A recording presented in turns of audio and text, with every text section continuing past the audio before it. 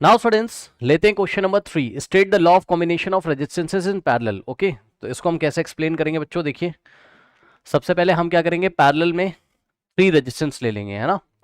Okay बच्चों, ये इस तरीके से, ये पैरेलल में हमने क्या किया, 3 रेजिस्टेंस ले लिए, R1, okay, next is R2, next is R3। ये 3 रेजिस्टेंसेस हमने पैरेलल में ले लिए बच्चों, ये R2 है, ठीक, और ये क्या है, R3 है।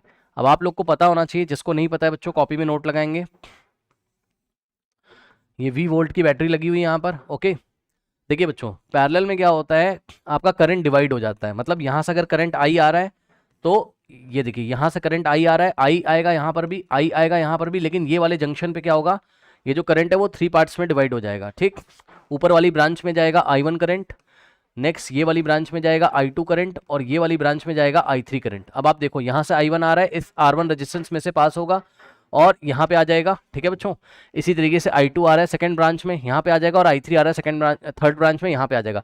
तीनों यहाँ पे फिर से ऐड हो जाएंगे और ऐड होके आपको क्या दे देंगे, I की वैल्यू दे देंगे। खुद आप सोचो, I करंट अगर डिवाइड हुआ था I1 I2 I3 में, ठीक है ना, तो ये वाले जंक्शन पे I1 I2 और I3 वापस से एड अप होके आपको I दे देंगे, यानी कि एक इक्वेशन बनेगी यहाँ से, I is equals to I1 plus I2 और प्लस I3। ओके स्टूडेंट्स, तो वापस यहाँ से I करंट आएगा और बैटरी में चलाएगा, तो बैटरी से जितना करंट ड्रॉन किया उतना ही करंट बैटरी को वापस देना है, हमेशा याद रखिएगा।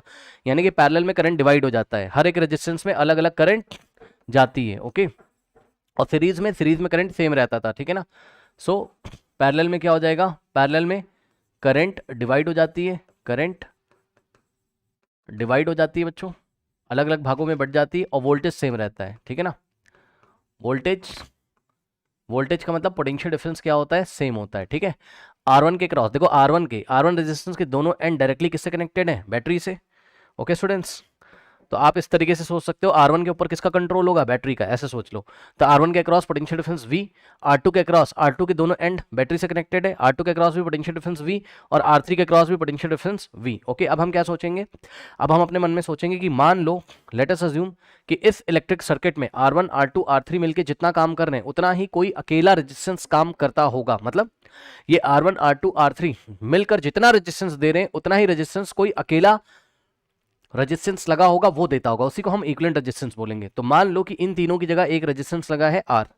ओके,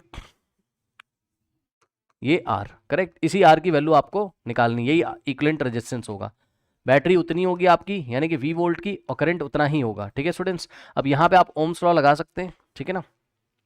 यहाँ से ओम्स लॉ का रिजल्ट लगाया आपने, V is equals to I into R, और यहाँ से करंट की वैल्यू निकाल लो, I इज इक्वल्स टू क्या हो जाएगा, R जाके इधर डिवाइड कर देगा, तो V अपॉन R। ओके, तो इस तरीके से I की वैल्यू यहाँ से हमने निकाल ली है, ठीक है स्टूडेंट्स। ओके, नाउ अब आप यहाँ पर देखिए बच्चों, ये जो फर्स्ट ब्रांच आपको दिखाई पड़ रही है यहाँ पर, ठीक, इसके क्रॉस पोटेंशियल डिफरेंस कितना है, V। तो फर्स्ट ब्रांच के लिए अगर आप लॉ लगाओगे, ओम्स लॉ, तो V इज इक्वल्स टू, यहाँ पे करंट कितना है, I1, भाई इसके क्रॉस पोटेंशियल डिफरेंस कितना है, V, तो V इज इक्वल्स टू, और V निकाला कैसे आता है, current into resistance, so I1 into R1, I1 into R1, यहाँ से I1 की वैल्यू निकाल लो, I1 is equals to V के नीचे R1 चला जाएगा, सो V अपॉन R1, ठीक। सिमिलरली बच्चों ये आ गया, देखिए यहाँ से, ठीक है ना। Okay, now similarly for second branch के क्रॉस पोटेंशियल डिफरेंस कितना है, V है, ठीक। So V is equals to क्या हो जाएगा बताइए, I2 इंटू R2, ठीक, V is equals to I2 into R2, और यहाँ से आप वैल्यू निकालोगे I2 की, तो I2 इज इक्वल्स टू कितना आ जाएगा, V अपॉन R2। ओके, ये आ गया आपका सेकेंड रिजल्ट। इसी तरीके से बच्चों थर्ड ब्रांच में आप निकालोगे, so V is equals to I3 into R3, और यहाँ से I3 की वैल्यू आ जाएगी कितनी, V अपॉन R3। ओके, ये लीजिए, करेक्ट, I1 आ गया, I2 आ गया, I3 आ गया, और I आ गया। तो ये वाली जो इक्वेशन है आपकी, इसमें वैल्यूज को ले जाके रख दीजिए, इसको मैं थोड़ा सा छोटा कर देता हूँ, ठीक है ना, ये आपने देख लिया होगा। नाउ अब ये वाली जो इक्वेशन है बच्चों, I is equals to I1 और प्लस I2 और प्लस I3, इसमें ले आके हम वैल्यू रख देंगे, I की जगह हम V अपॉन R रखेंगे, V अपॉन R, I1 की जगह हम क्या रखेंगे, V अपॉन R1, I1 की जगह हमने रखा V अपॉन R1, और प्लस I2 की जगह हमने रखा V अपॉन R2, और प्लस I3 की जगह हमने रखा V अपॉन R3, करेक्ट। अब यहाँ पे एक ब्रैकेट लगाओगे, आप क्लियरली देख सकते हो ये हो गया v upon R is equals to, यहाँ पर भी v है, यहाँ पर भी v, ठीक है, v कॉमन ले लेंगे, तो v कॉमन आ जाएगा, कितना आ जाएगा 1 अपॉन R1 और प्लस 1 अपॉन R2 और प्लस 1 अपॉन R3। कैसे, यहाँ से v चला गया तो 1 1 बचेगा यहाँ पे, क्योंकि v को अंदर मल्टीप्लाई करोगे वापस इतना ही मिल जाएगा, ठीक है ना। अब ये वाला v से v कैंसिल हो गया, यहाँ बचेगा 1 अपॉन r, यहाँ कुछ नहीं बच रहा है तो 1 अपॉन r, ठीक। So 1 upon r is equals to 1 upon R1, 1 upon R1 और प्लस 1 अपॉन R2 और plus 1 upon R3। Okay students, याद रखिएगा। तो इस तरीके से पैरेलल में लॉ क्या बनेगा आपका, पैरेलल में आपका लॉ बनेगा कि reciprocal of the equivalent resistance, ये 1 अपॉन r क्या है भाई, इक्विवेलेंट रेजिस्टेंस क्या है आपका R है, तो R का जो रेसिप्रोकल है 1 अपॉन r, यानी कि इक्विवेलेंट रेजिस्टेंस का जो रेसिप्रोकल होता है वो इंडिविजुअल रेजिस्टेंस के रेसिप्रोकल के सम के इक्वल होता है, 1 upon R1 plus 1 upon R2 plus 1 upon R3, यही आपका लॉ है। ओके, इसको एक बार नोट करना हो तो आप नोट कर लीजिए, आपको एग्जाम में एक्सप्लेन करना पड़ेगा, ठीक। नाउ अब यहाँ पे आ जाइए, देखो लैंग्वेज क्या लिखोगे एग्जाम में आप, ठीक है। ये देखिए सारी कैलकुलेशंस मैंने करके दिखाई हुई हैं आपको, 1 upon r is equal to 1 upon R1 plus 1 upon R2, और उसके बाद स्टेटमेंट लिखना है एग्जाम में।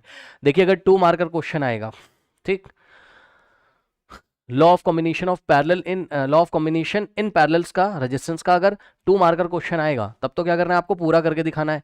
अगर 1 मार्कर क्वेश्चन आएगा तो आपको बस ये डेफिनेशन लिखनी लास्ट में, क्या, सो द टोटल रेजिस्टेंस, या आपको सिंपली लिखना है टोटल रेजिस्टेंस या इक्विवेलेंट रेजिस्टेंस, टोटल रेजिस्टेंस या equivalent resistance is the sum of reciprocal of individual resistances. Okay, इतनी सी बात आपको एग्जाम में लिखनी, नोट कर लीजिए।